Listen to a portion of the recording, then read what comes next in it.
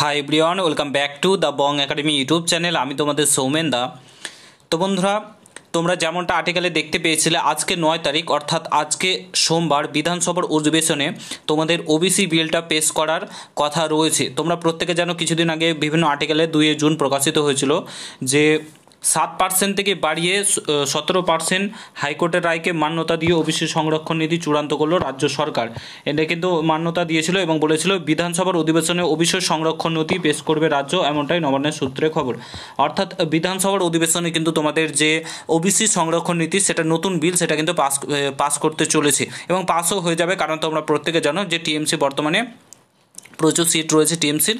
তো সেই কারণে কিন্তু তোমাদের ওবিসি যে সংরক্ষণ নীতি নতুন যে ওবিসি, সেটা কিন্তু পাস হয়ে যাবে। ঠিক আছে, নতুন লিস্টটাও তোমাদেরকে দেখিয়ে দিচ্ছি। অন স্ক্রিন তোমরা দেখতে পাচ্ছ OBC A and OBC B backward class welfare department government of west বেঙ্গলের যে লিস্ট, সেটা প্রকাশিত হয়ে গেছে। টোটাল 180টি কাস্টকে কিন্তু তোমার ওবিসির অন্তর্ভুক্ত করা হয়েছে। তোমরা এখানে দেখতে পাচ্ছ টোটাল 180টি, এখানে সিরিয়াল নম্বর আর কোন কোন কাস্টকে অন্তর্ভুক্ত করা হয়েছে সেটা কিন্তু এখানে বলে দেওয়া রয়েছে।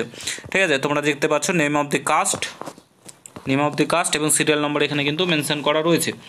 তো তোমাদের 180টি কাস্টকে কিন্তু তোমাদের ওবিসির আওতায় আনা হয়েছে এবং এই বিলটা কিন্তু বিধানসভায় পেশ হবে এবং বিধানসভায় বিলটা পাসও হয়ে যাবে। তারপরে কিন্তু সুপ্রিম কোর্টে জমা দিয়ে ওবিসি কিন্তু তোমাদের যে কেস মোটামুটি দফা করে দেওয়ার সিদ্ধান্ত নিয়েছে রাজ্য সরকার। এবার ব্যাপারটা হচ্ছে সুপ্রিম কোর্ট কতটা অ্যাকসেপ্ট করবে, সেটা হচ্ছে সুপ্রিম কোর্টের ব্যাপার। তো তোমাদের মোটামুটি হাইকোর্টের রায় মেনেই কিন্তু এটা করেছে। তো তোমাদের এবার ওবিসিতে আশা করি আর কোনো রূপ সমস্যা হবে না। তারপরেই কিন্তু তোমাদের এক্সামগুলো তোমাদের যে কি বলে পরপর হতে শুরু করে দেবে এক্সামগুলো। তো তোমাদের বিধানসভাতে আজকে বিলটা পেশ হওয়ার কথা রয়েছে আজকে 9 তারিখ, যেমনটা আর্টিকেলে দিয়েছিল আর কি। আর্টিকেলে আজকে বিধানসভায় ওবিসি সংরক্ষণ নীতি যেটা, সেটা কিন্তু পাস করবে রাজ্য সরকার।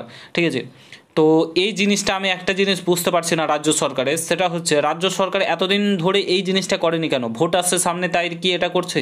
এই জিনিসটা যদি প্রথমেই করে দিত তাহলে 2 বছর ছেলে মেয়েদের জীবন থেকে নষ্ট হতো না।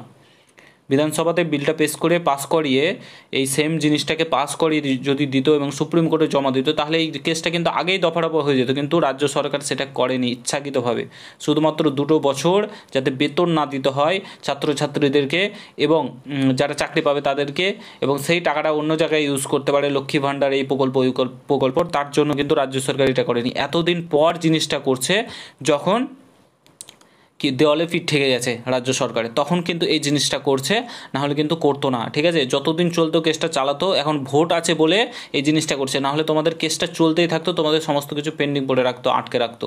এমনই জঘন্যতম রাজ্য সরকার। 2 বছর ছেলেদের জীবন থেকে নষ্ট হয়ে গেল, 2 রিকমেন্ড পেয়ে যেতে, তোমরা 2 নতুন নোটিফিকেশান পেয়ে যেতে পুলিশের। ঠিক আছে, বলার কিছু নেই। যাই হোক, আজকে বিধানসভায় বিলটা পেশ হবে এবং পাস হবে আশা করি। তো প্রত্যেকে তোমরা প্রস্তুতি জোর কদমে চালাও, পরীক্ষা খুব সামনে। ঠিক আছে, দেখা হচ্ছে নতুন ভিডিওর সাথে।